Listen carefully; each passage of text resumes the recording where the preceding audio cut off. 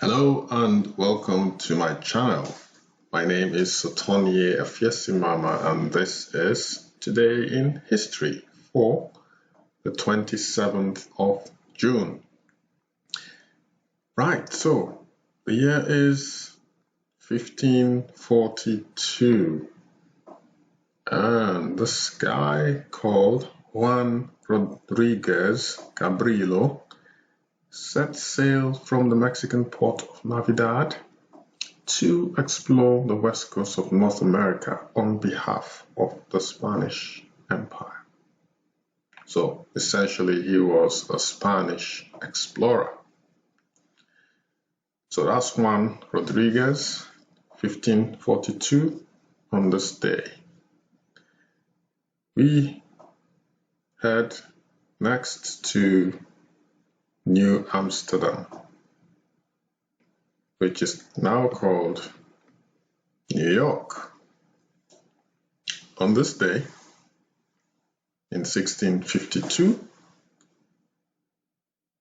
New Amsterdam enacts the first speed limit law in North America. Obviously, they didn't have automobiles like we have today. They were very likely horse-drawn carriages.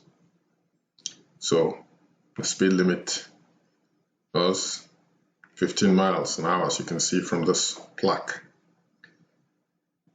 So that was on this day in 1652.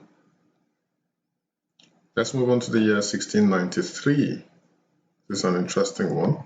Didn't realize I had magazines in those days. So the first women's magazine called Ladies' Mercury is published in London. So you can see from the picture here, that's the first women's magazine, published on this day in 1693. 1743, War of the Austrian Succession. That's a painting to commemorate that war. Now, it was called the Battle of Dettingen. It happened in Bavaria, and King George II of Britain personally led troops into battle. This is the last time a British monarch commanded troops in the field. It's quite interesting. So on this day in 1743 was the last time a British monarch commanded troops in the field. The battle was called the Battle of Dettingen. Let's move on to the year 1831. Sophie Germain died on this day. Now, who was Sophie Germain? Well, she was born on the 1st of April in 1776, the same year America gained her independence from Britain. Her birthplace, as you can see, was in Paris, France, or Paris. She was a mathematician, and she was one of the pioneers of the elasticity theory.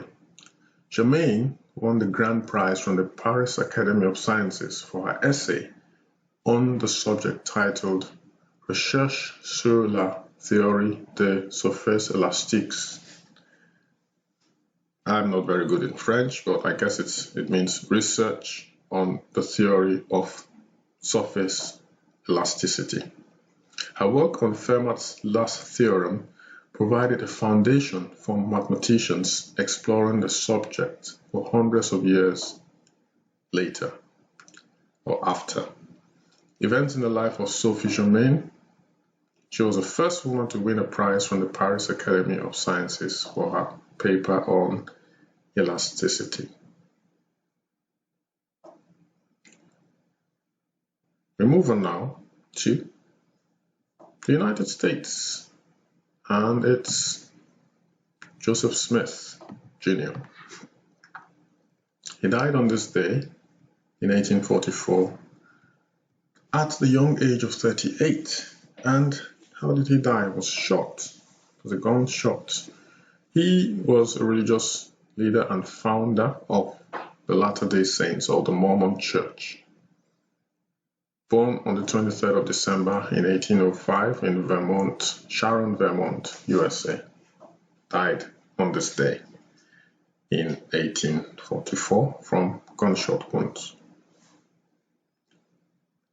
Paul Laurence Dunbar, born on this day in 1872. Who was he? He's best known for his verse and short stories, many of which were written in black dialect. He was born in Dayton, Ohio, in the USA, and died on the 9th of February 1906 at the young age again of 33 from tuberculosis. So that's Paul Laurence Dunbar, who is best known for his verse and short stories. Let's move on to the year 1880. Helen Keller, born on this day in Tuscumbia, Alabama. She was an author and the first deafblind person to earn a Bachelor of Arts degree. She died on the 1st of June 1968 at the age of 87. So that's Helen Keller, born on this day in 1880, first deafblind person to earn a Bachelor of Arts degree. Huge achievement. Next, we move on to Canadian boxer George Dixon, and the year is 1890. He becomes the first black world champion when he stops English bantamweight champion Edwin Nunk Wallace in 18 rounds in London, England. So the first black world champion was, in fact, Canadian, and his name was George Dixon. It's pictured here, obviously. 1890 was the year. 1923. What happened on this day? This happened, the first aerial refueling. Captain Lowell H. Smith and Lieutenant John P. Richter, the bottom aircraft. So the captain was a guy, obviously, in the aircraft on top, performing the first aerial refueling over the skies of Rockwell Field in California. Last but not least, this one I found quite interesting because I always assumed that the ATM started in America, in the United States specifically. No, there's a Barclays Bank cash machine, as we used to call it here. I think the ATM word now is more popular, probably more popular in the United Kingdom now, but it wasn't always so. So I always wondered why it was called ATM in the United States and cash machine in the United Kingdom. And as time has gone on, the ATM has become more popular in the United Kingdom. So I guess the assumption that it started in America is not far-fetched. I'm sure I'm not the only one who has had that assumption. So on this day, in 1967, the world's first ATM was installed in Enfield, and it was a Barclays Bank ATM. So the one in gold, and you can see there's a commemorative plaque beside it to the left of your screen, which I can't really zoom on now, but you can Google it up and read what it says on the plaque. But yeah, so that's the world's first ATM in Enfield, London, on this day in 1967. On that note, we'll wrap it up for Today in History. I shall see you tomorrow on Today in History. Thanks for watching, guys. Don't forget to like if you like this video, and also subscribe. Click the notification bell so you receive notifications of my video uploads. Stay safe, guys. Take care. Bye-bye.